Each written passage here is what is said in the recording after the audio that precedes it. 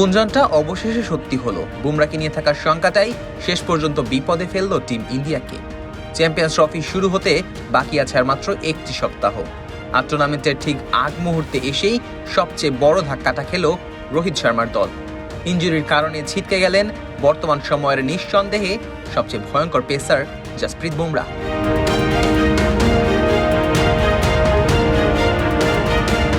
কদিন আগেই আইসিসির বর্ষসেরা ক্রিকেটারের খেতাব জিতেছিলেন বুমরা। গত বছর ভারতের টি-20 বিশ্বকাপ জেতাতেও এই পেসারের অবদান ছিল একেবারে অনস্বীকার্য। 15 উইকেট নেওয়ার পাশাপাশি সেই আসরের সেরা ক্রিকেটারের খেতাবও জিতেছিলেন বুমরা। বুমরা বলে আসা মানেই যেন 22 গজে ব্যাটারদের ঘুম হারাম। অন্তত সাম্প্রতিক পারফরমেন্স কথা বলছে বুমরার পক্ষেই। 3 ফরম্যাট মিলিয়ে বুমরা একাই গত বছর নিয়েছেন 86টি উইকেট, যা কিনা গত বছরের সর্বোচ্চ। 2-এ থাকা ওয়ানিন্দু হাসারাঙ্গা নিয়েছেন 64টি উইকেট, অর্থাৎ 22 উইকেট এগিয়ে বছর শেষ করেছেন বুমরা। এই পরিসংখ্যানই বুমরার রাজত্ব প্রমাণ করবার জন্য যথেষ্ট।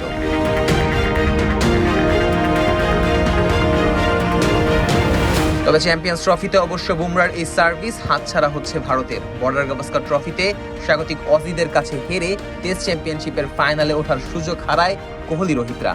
সেই সাথে আরও এক অপূরণীয় ক্ষতির মুখে পড়ে টিম ইন্ডিয়া। দলের বোলিং আক্রমণের মূল চালিকা শক্তি জসপ্রীত বুমরা পড়েন ইনজুরিতে।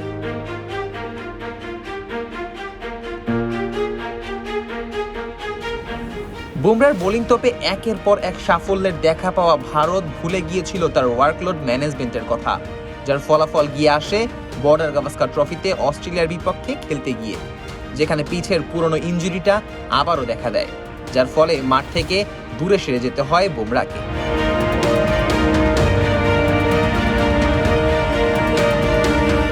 যদিও বুমরার জন্য একেবারে শেষ পর্যন্ত লড়াইটা চালিয়ে গেছে টিম ইন্ডিয়া, তবে পিঠের ইনজুরি কোনোভাবেই সায় দিচ্ছিল না বুমরাকে।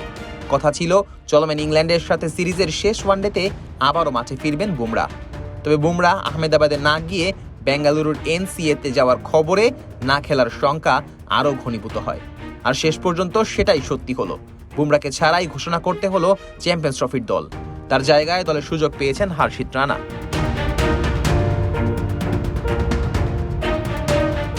বুমরা দলে না থাকায় বোলিং শক্তিমত্তায় বেশ অনেকটাই দুর্বল হয়ে পড়বে রোহিত শর্মার দল, যার সুযোগটা লুফে নিতে পারে বাংলাদেশও। টাইগারদের সাথে বল হাতে বুমরার রেকর্ডও বেশ সমীহ করার মতো।